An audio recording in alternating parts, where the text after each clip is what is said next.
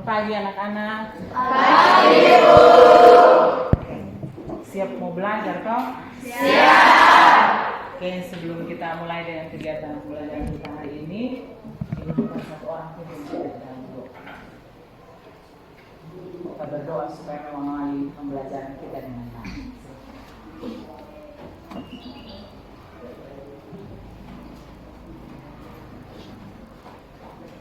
Semua dan Bapak Guru, sebelum kita mulai dengan kegiatan belajar mengenai kita, mari kita berdoa doa kita.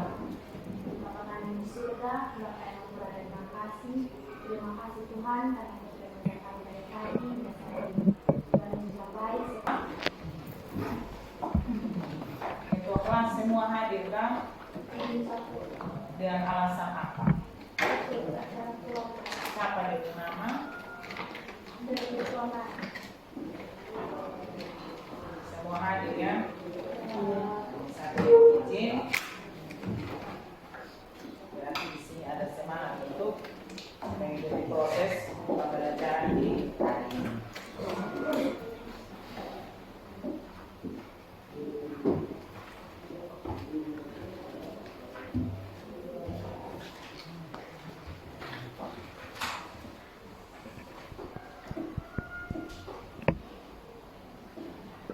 Sebelum kita mulai dengan proses pembelajaran, kita menyanyi satu lagu nasional untuk mengaitkan dengan materi pembelajaran kita di hari ini. Selamat mendengarkan.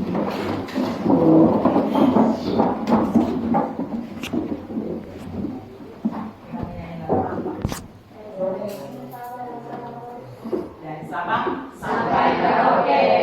Yang ketiga kita mulai ya. 1, 2, 3.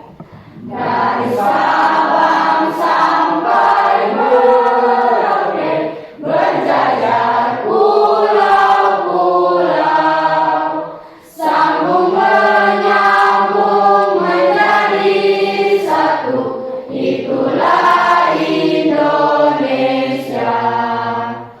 Indonesia tanah airku, aku berjanji padamu, menjunjung tanah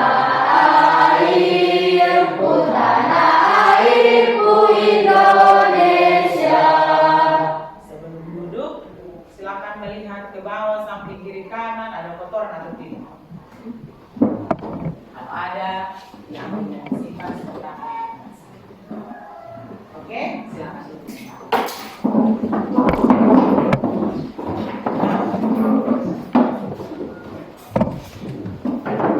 Ada yang masih ingat kita buka kesepakatan kelas kok? Sebelum kita mulai dengan proses pembelajaran, ada yang masih ingat kesepakatan kelas kita? Ada menyelesaikan tugas dan pekerjaan rumah sesuai dengan tepat waktu. Ada lagi Mengikuti instruksi aturan kelas. instruksi apa dalam kelas berdasarkan tugas yang diberikan oleh guru dapat pada waktu. Nah, proses pembelajaran kita hari ini, Ibu mau tanya dulu. Ada yang masih ingat tentang pembelajaran minggu lalu? Jenis manusia purba. Jenis manusia Purba. Nah, di dalam jenis-jenis manusia purba itu yang kalian tahu ada berapa jenis-jenis manusia purba? Siapa yang tahu? Sebutkan, kasih kita ada berapa, salah satunya itu apa? Silakan. Ada 3 yaitu Homo wajakensis, Homo serensis. Ada? Itu sudah ada 2. Berarti yang disebut itu ada 3 toh? Ada lagi yang lain? Silakan. Ketiga jenis Homo. Jenis Homo. Terus ada lagi yang lain?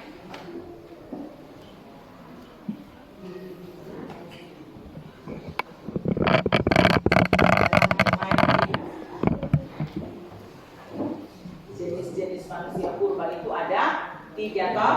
Ada Meganthropus, ada Pithecanthropus dan jenis Homo. Dari jenis Homo itu ada terbagi lagi menjadi 3. Ada jenis Homo soloensis, Homo mojokertensis dan Homo florensis. Itu ditemukannya di setiap wilayah. Ada di Solo, ada di Flores, ada di Wajah. Nah, itu tentang materi minggu yang kemarin. Hari ini kita akan belajar pada materi corak kehidupan di zaman pra-aksara. Pra-aksara artinya sebelum mengenal tulisan. Nah, di sini ada beberapa gambar yang akan Ibu berikan kepada kalian untuk coba kalian mengamati dari gambar ini corak kehidupan masyarakat pra-aksara, profesi, pekerjaan dari masyarakat pra-aksara. Nah, kalau begitu, kalau kita mau cari tahu di kehidupan masa pra-aksara, kita bandingkan dulu dengan kehidupan zaman sekarang. Coba, siapa yang tahu ini gambar apa? Ini profesi zaman sekarang. Profesi ini dia bisa menghasilkan uang atau tidak? Bisa. Bisa toh? Dari profesi ini dia bekerja untuk menghasilkan uang untuk dapat makan minum setiap hari dari ini profesi. Nah, bagaimana dengan kehidupan di zaman pra-aksara, di mana manusia belum kenal tulisan? Nah, di sini di dalam zaman pra-aksara itu ada beberapa contoh gambar yang Ibu ingin memberikan kepada kalian, dan di situ kalian diminta untuk mengamati. Tapi sebelum kalian mengamati ini, ada tujuan pembelajaran yang akan kita capai bersama. Yang pertama, peserta didik mampu untuk memahami tentang corak kehidupan di zaman pra-aksara. Kemudian yang kedua, peserta didik mampu mengidentifikasi corak kehidupan masyarakat pra-aksara. Nah, mau tahu dari mana kehidupannya seperti apa di zaman pra-aksara? Coba kalian lihat. Ini ada gambar apa? Ini gambar apa? Manusia pra-aksara sedang berburu. Kemudian ini. Ini sudah. Kemudian yang ini. Nah, dari sini kita tahu bahwa proses kehidupan dari zaman pra-aksara itu ada yang berburu dan mengumpulkan makanan, ada yang menghasilkan makanan atau produksi. Kehidupannya di mana? Di gua atau di hutan. Nah, hidup bergantung kepada alam. Hidupnya itu nomaden atau dengan kata lain berpindah-pindah. Di satu tempat sudah tidak ada lagi makanan yang perlu mereka cari, mereka pindah lagi ke tempat yang lain. Hidupnya di gua, tinggalnya itu di hutan, tidak punya rumah toh. Di materi-materi kemarin itu kita sudah lihat bahwa ada perubahan keberlanjutan dalam kehidupan masyarakat pra-aksara. Untuk itu, Ibu menayangkan video ini untuk kalian bisa mengamati tentang proses kehidupan dari zaman pra-aksara. Silakan perhatikan ya. Selama kalian melihat ini video, di situ kalian juga diminta untuk mengamati. Kehidupan manusia pra-aksara dibagi menjadi 4 tahap. Pertama, masa berburu dan mengumpulkan makanan. Kedua, masa bercocok tanam. Yang ketiga, masa berburu daging. Bagaimanakah perkembangan manusia pada masa-masa tersebut? Bagaimana cara mereka memenuhi kebutuhan hidup? Mari ikuti dalam pembelajaran hari ini.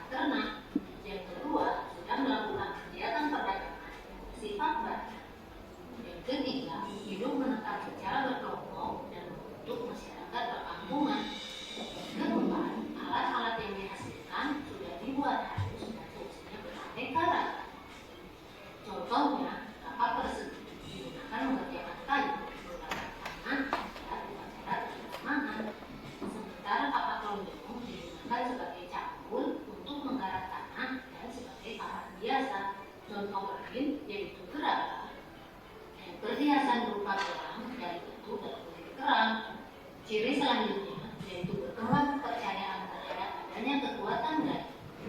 Yang terakhir, mulai berkembang tradisi pendirian bangunan megalith atau bangunan besar dari batu. Dan yang ketiga yaitu masa perundagian. Masa perundagian merupakan akhir masa praaksara di Indonesia.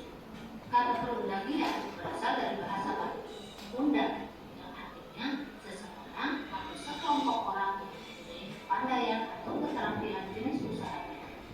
Misalnya pembuatan pembuatan perhiasan, dan pembuatan sampah. Ciri-ciri masa perundagian yang utama, masyarakat pada masa perundagian telah mampu mengatur kehidupannya. Yang kedua, kegiatan kehidupan yang mereka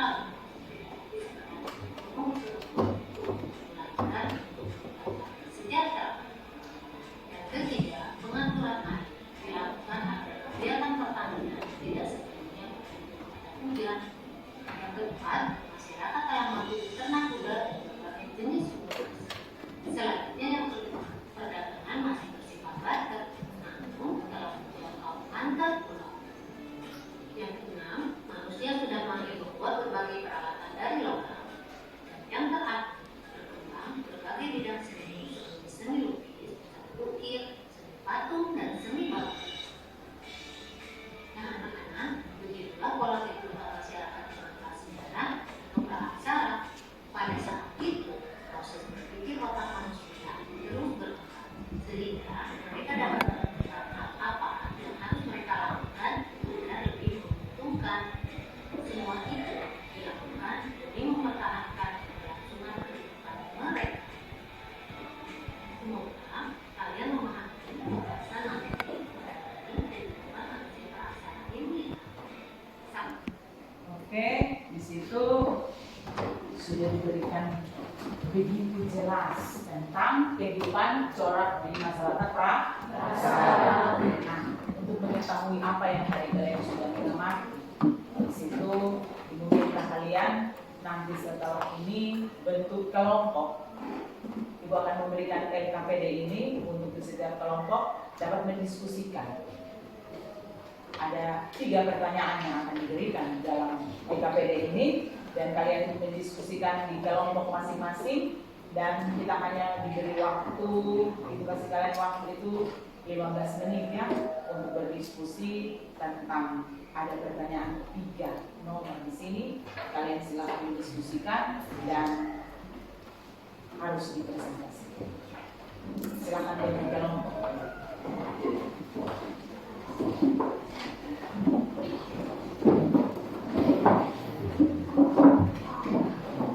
Punya 15 menit untuk berdiskusi. Ibu rasa di dalam video tadi kalian sudah bisa mengamati toh kehidupan dari masyarakat praaksara itu seperti apa. Di sini untuk membagikan LKPD, silakan diskusikan bersama. Ingat, diskusikan bersama. Semua berkenan ya.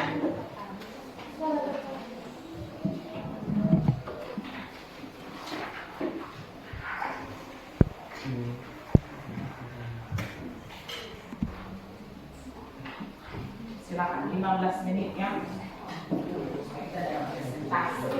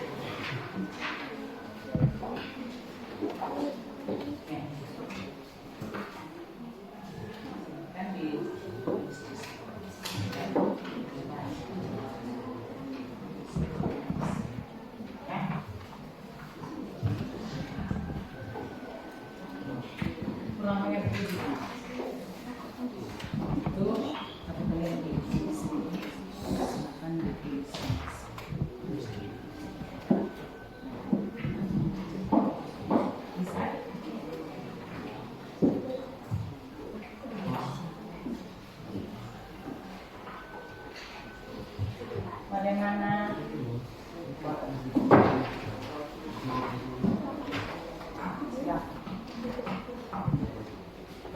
Bisa dilihat di belakang aja, ada yang bisa menggunakan kopi.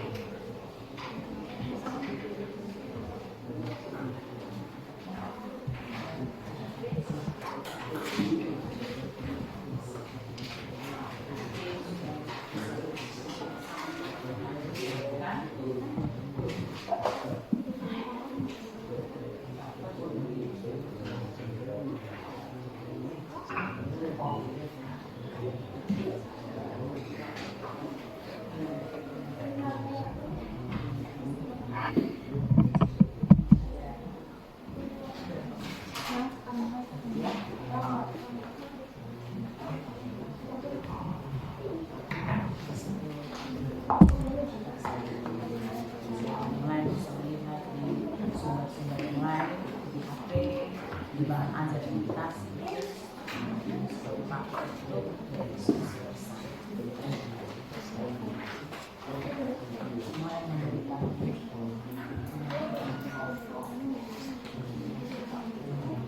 sumbangsi atau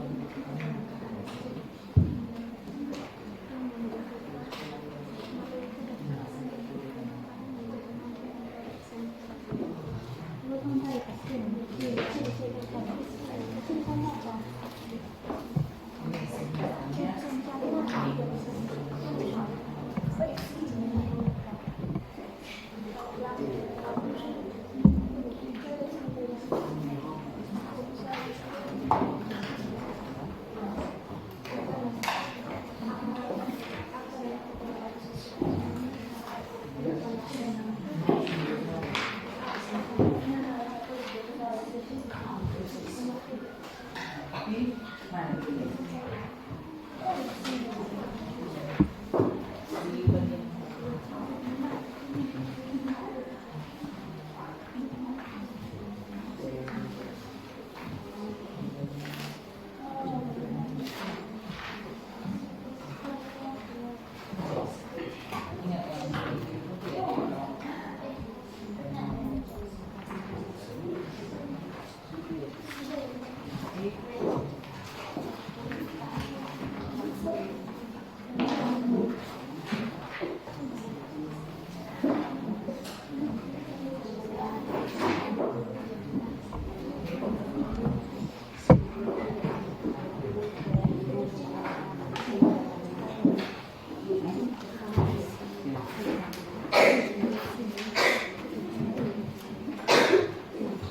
dari yang tadi kalian mengamati di video juga bisa ada ada juga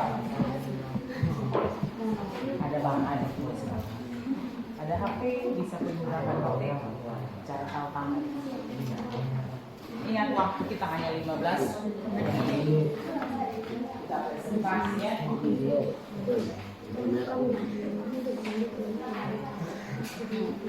Bagaimana? Sudah belum?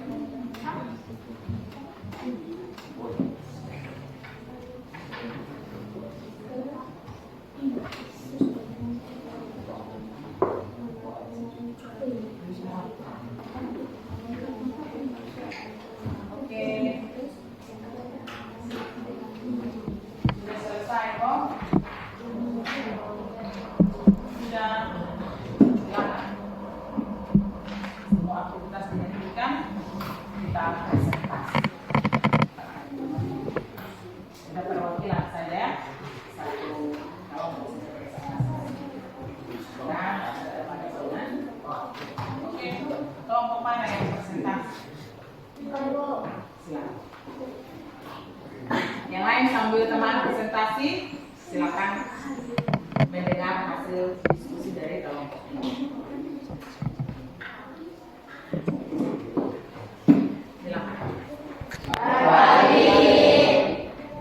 Kali ini kami akan mempresentasikan hasil diskusi kami dengan topik manusia di zaman prasarat. Waktu dan kesempatan saya berikan kepada teman saya untuk membacakan hasil diskusi kami. Terima kasih atas kesempatan yang diberikan kepada kami. Kami akan menjawab pertanyaan yang sudah kami diskusikan dengan soal apa saja perubahan yang paling menonjol dalam pola kehidupan manusia. Kedua, bagaimana teknologi yang berkembang mempengaruhi cara kehidupan masyarakat. Yang ketiga, apa dampak perubahan sosial ekonomi terhadap kehidupan masyarakat.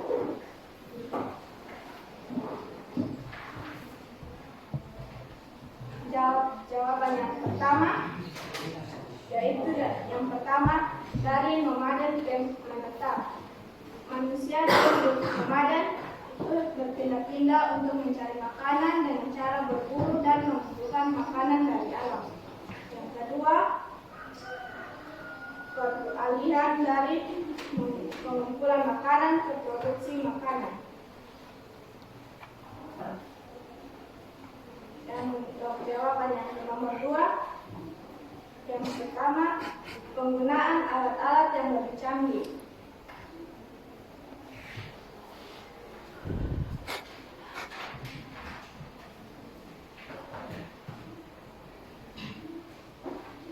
Yang kedua, inovasi dalam alat pertanian. Jawaban yang ketiga yaitu yang pertama, surplus makanan dan perdagangan. Yang kedua, munculnya kelas sosial. Baik, sekian hasil diskusi dari kami. Jika ada pertanyaan atau saran, kami persilakan. Ada yang mau bertanya kok? Ada yang mau bertanya? Ada Ibu. Ya. Baik, silakan.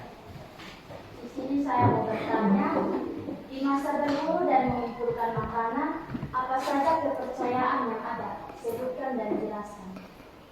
Terima kasih. Apa saja kepercayaan yang ada pada masa berburu dan mengumpulkan makanan? Silakan dari kelompok. Bisa membantu menjawab dari kelompok ini? Silakan. Ada yang bisa? Ya, silakan. Kelompok 1 mewakili teman-teman. Saja kepercayaan yang ada pada masa berburu dan mengumpulkan. Terima kasih atas kesempatan yang diberikan kepada kelompok 2. Kami akan menjawab pertanyaan dari kelompok 2. Pada masa berburu dan pengumpulan makanan ada 3 kepercayaan. Yang pertama itu animisme, yang kedua dinamisme, yang ketiga tetanisme. Penjelasan animisme merupakan kepercayaan masyarakat terhadap benda yang dianggap memiliki roh atau jiwa. Contohnya pohon, batu, sungai, gunung, dan lainnya. Yang kedua, dinamisme. Dinamisme adalah kepercayaan bahwa segala sesuatu mempunyai tenaga atau kekuatan yang dapat mempengaruhi keberhasilan atau kegagalan usaha manusia dalam mempertahankan hidup. Mereka percaya terhadap kekuatan gaib dan kekuatan itu dapat menolong mereka. Kekuatan gaib itu terdapat di dalam benda-benda seperti garis, atom, gunung, pohon besar, dan sebagainya. Yang ketiga, tetomisme. Tetomisme adalah kepercayaan bahwa hewan tertentu dianggap suci dan dipuja karena memiliki kekuatan supranatural. Hewan yang dianggap suci antara lain adalah sapi, ular, dan harimau. Oke, sudah? Beri tepuk tangan dulu.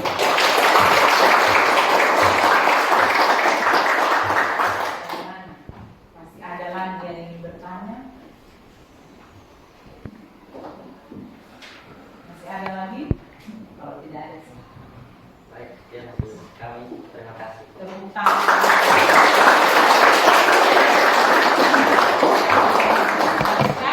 Hasil diskusi. Oke, tidak pegang ibu Siti. Kalian paham berdiri kita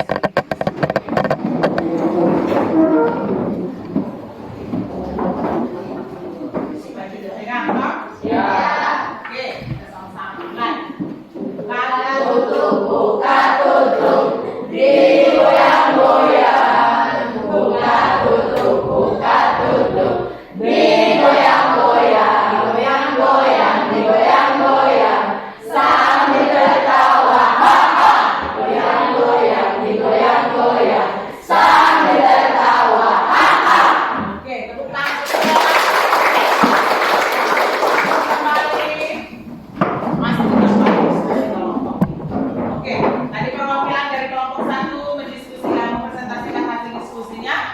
Waktunya kita untuk kembali ke jalan.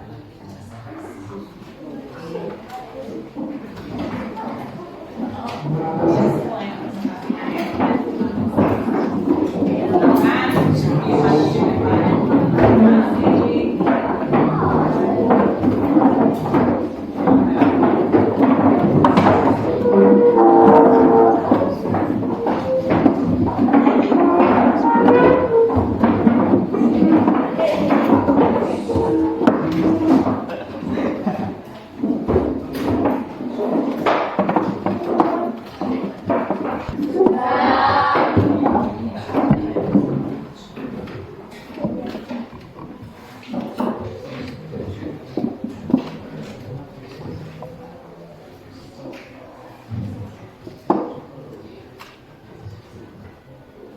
Nah, tadi sudah dipresentasikan hasil diskusi dari kelompok 1. Tidak semua kita kelompok 1 saja ya. Nah, di sini Ibu ingin menanyakan kembali apa yang kalian diskusikan tadi itu tentang seorang kehidupan dari masyarakat Praksara itu hidupnya seperti apa?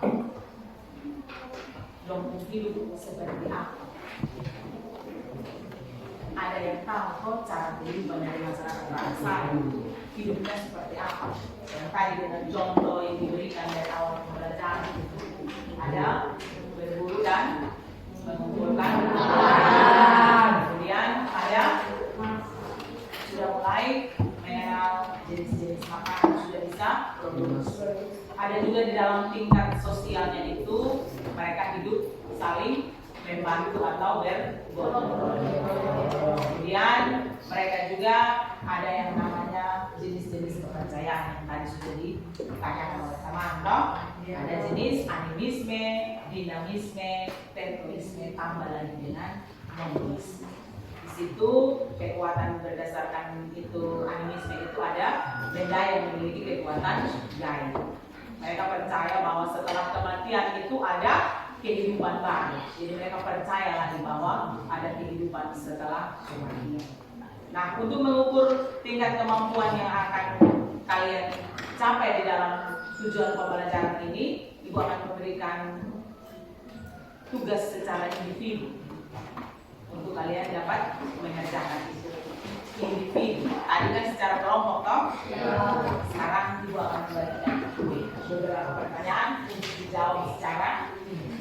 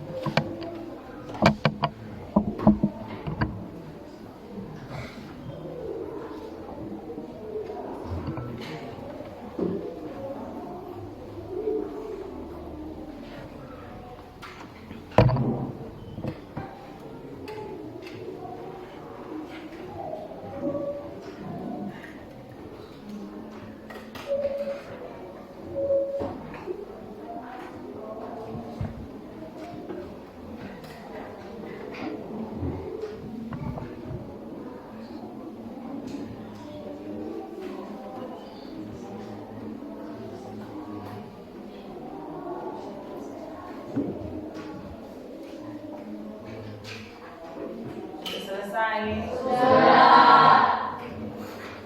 Nah,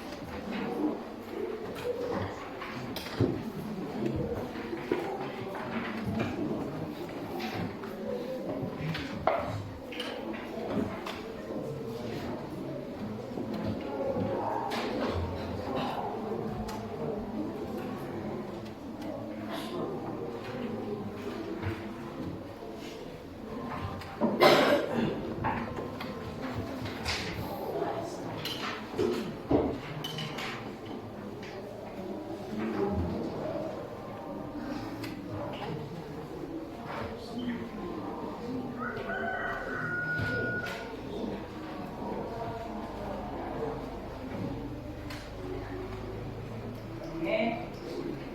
Di sini kalian sudah mengerjakan tugas secara nanti diperiksa untuk mengetahui kemampuan dari pengetahuan tentang corak kehidupan di masyarakat pramuka. Nah, dari proses pembelajaran kita hari ini, apakah ada yang bisa menyimpulkan tentang proses pembelajaran di saat corak kehidupan masyarakat praksara ini seperti apa? Silakan, ada yang bisa kok? Siapa? Silakan Dini. Pada masa praksara, manusia awalnya hidup nomaden dengan berburu dan mengumpulkan makanan. Kemudian mereka mulai menetap setelah mengenal bercocok tanam dan beternak yang memungkinkan kehidupan lebih stabil dan teratur. Bertepuk tangan.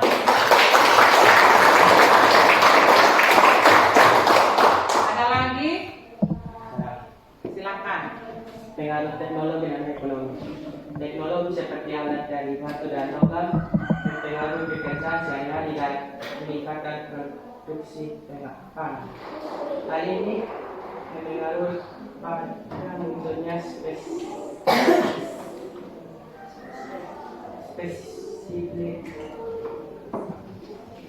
spesialisasi pekerjaan, pandangan, serta struktur sosial yang lebih kompleks dalam masyarakat.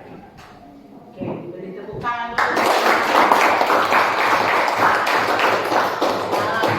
Corak kehidupan dari masyarakat praksara itu awalnya itu mereka hidupnya berburu dan mengumpulkan makanan. Hidup bergantung kepada alam. Hidupnya berpindah-pindah untuk hidup. Makan minumnya itu seperti apa? Alat-alat yang mereka gunakan pada masa praksara itu masih dari batu, dari mereka berburu, dari mereka mengumpulkan makanan, itu semua menggunakan batu. Nanti sudah pada masa perundagian itu sudah mulai ada yang namanya alat-alat dari besi. Tapi dalam sistem ekonomi kita tahu semua bahwa sistemnya itu masih pakai yang namanya barter, pertukaran barang dengan barang. Belum ditukar dengan uang, toh? Barang belum ditukar dengan uang karena masih pakai volume otak yang masih sangat sederhana di zaman masa praksara. Nah, di situ kesimpulan yang dapat kita simpulkan hari ini adalah corak kehidupan masyarakat praksara itu hidupnya itu masih sangat-sangat sederhana. Ya toh, dia berubah dari waktu ke waktu sampai dengan saat ini. Kita tahu semua bahwa dari proses itu kita belajar untuk kita mengetahui bahwa corak kehidupan itu ada perbedaan atau antara masyarakat praksara dengan zaman sekarang. Nah, itu sebagai kesimpulan kita di hari ini. Apakah kalian mengerti kok tentang materi kita di saat corak kehidupan masyarakat praksara dengan zaman sekarang sudah bisa membandingkan atau mengidentifikasi itu atau tidak? Sudah toh? Memahami bahwa di situ ada perbedaan toh antara masa praksara dengan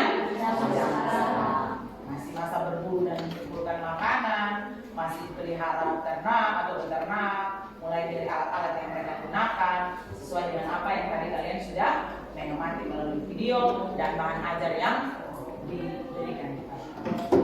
Oke, itu kesimpulan kita hari ini. Maka yang menjadi refleksi kita adalah pembelajaran tentang corak kehidupan dari masyarakat praaksara itu memberikan gambaran bahwa kemampuan dari masyarakat praaksara itu dia berpotensi untuk berinovasi. Selalu ada perubahan di dalam kehidupan masyarakat zaman dulu sampai ke zaman sekarang. Kemampuan manusia itu dia perlu mengembangkan itu semua dari proses belajar.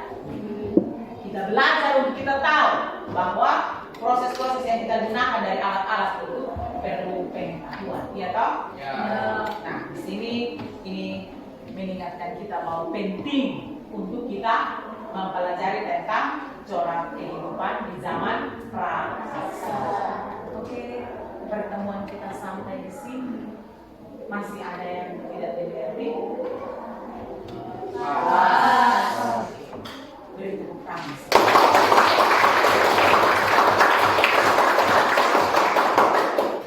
Sekarang kelas kita berdoa sebelum dan sesudah.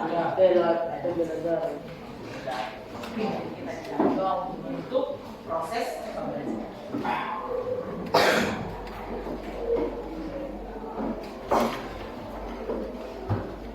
Kita menutup pembelajaran kita, marilah kita bersama dalam doa dan izinkanlah saya memimpin doa ini menurut cara agama Kristen Protestan. Marilah kita berdoa. Bapa yang baik, Bapa yang bertakhta dalam kerajaan surga, terima kasih atas permintaan dan bimbingan Tuhan yang Engkau hadirkan bagi kami anak-anak ini, sehingga hari ini kami telah mengakhiri pembelajaran sejarah dari awal, pertengahan hingga mulai akhir dengan baik. Kiranya apa yang disampaikan oleh Ibu Guru biarlah menjadi motivasi dan menjadi pedoman untuk langkah kehidupan yang akan kami jalani, dan biarlah menjadi pedoman untuk cita-cita yang akan kami capai. Berkati kami semua Tuhan, karena hanya dalam nama Yesus Kristus kami berdoa. Haleluya. Amin. Terima kasih dan kita sampai jumpa di minggu depan ya. Ingat minggu depan kita masih mau belajar tentang akulturasi budaya dari kebudayaan yang ada di Indonesia. Oke, sampai di sini. Selamat pagi.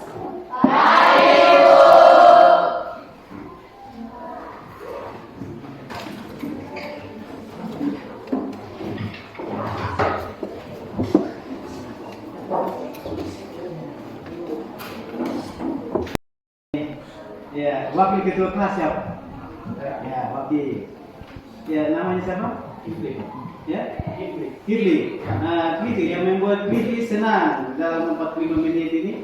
Ya, Kifli senang? Nah, yang membuat Kifli senang apa? Guru mengajar dengan Mengajar dengan baik. Dengan baik. Terus ada Ya. ice breaking. Ice breaking.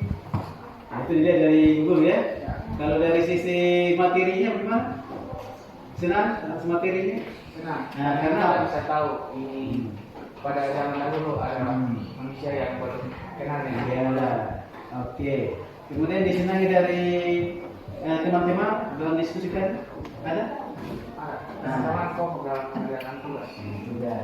Oke. Kemudian saya minta ini nona satu. Biasanya kan kita senang dan tidak senang. Nah, yang membuat jadi tidak senang apa? Pasti ada. Antara mungkin materinya, ibu guru, atau suasana kelasnya, atau mungkin di dalam diskusi tadi.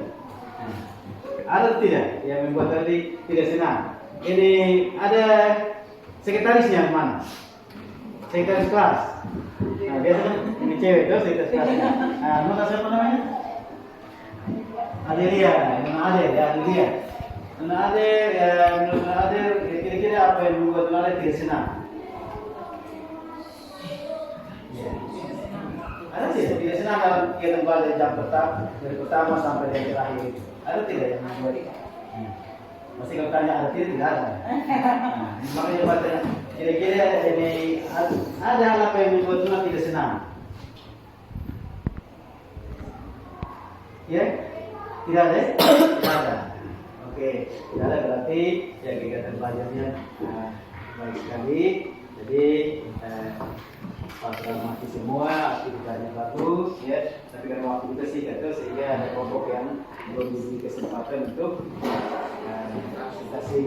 Nah, nanti guru ke depan waktu presentasi karena kita dibatasi waktu, tapi ketika presentasi dia semua kelompok maju supaya masing-masing punya kesempatan untuk berbicara. Nah, tadi sudah bagus ada yang jadi moderator, ya, untuk presentasi, kemudian kesempatan. Nah, nanti ke depan karena kita dibatasi waktu sehingga semua tidak diberi kesempatan ini, tapi ke depan nanti semua kelompok maju.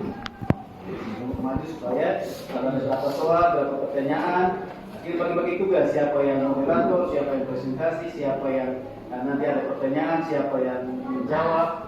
Jadi semua harus aktif dalam menyampaikan, ya, karena salah satu kemampuan yang dimiliki adalah kemampuan berkomunikasi, ya. Jadi di abad 21 ini kemampuan yang dimiliki oleh setiap orang itu adalah yang pertama kemampuan berpikir kritis dalam mengatasi sebuah masalah. Dalam bahasa Inggrisnya apa? Ini saya kira ini jago-jago bahasa Inggris di sini, ya. Berpikir kritis, ya, bahasa Inggrisnya critical thinking to solve problem. Berpikir kritis. Jadi seperti tadi kan ibu memberikan semacam BKS seperti berpikir kritis untuk bisa menjawab pertanyaan yang ada atau bisa mengatasi persoalan kehidupan sehari-hari. Kemudian yang berikutnya kemampuan berkomunikasi, ya, communication. Nah, sehingga dalam kegiatan pembelajaran setiap yang berjalan, setiap siswa harus berpendapat, berbicara. Ini boleh diam saja. Ada yang jago menulis, tapi untuk berbicara sulit. Nah, sehingga itu juga dilatih kemudian berbicara. Kemudian kolaborasi, kerjasama, kan, untuk kerjasama. Tadi sudah bagus kerjasamanya. Kemudian yang terakhir creativity, ya. Jadi harus punya kreativitas. Ya, kreativitas kembali pada minat bakat masing-masing. Punya kreativitas untuk menghasilkan sesuatu sesuai dengan mata pelajaran atau materi yang dipelajari. Jadi itu yang dikembangkan ditambah dengan 3 hal lain. Kita sebetulnya belum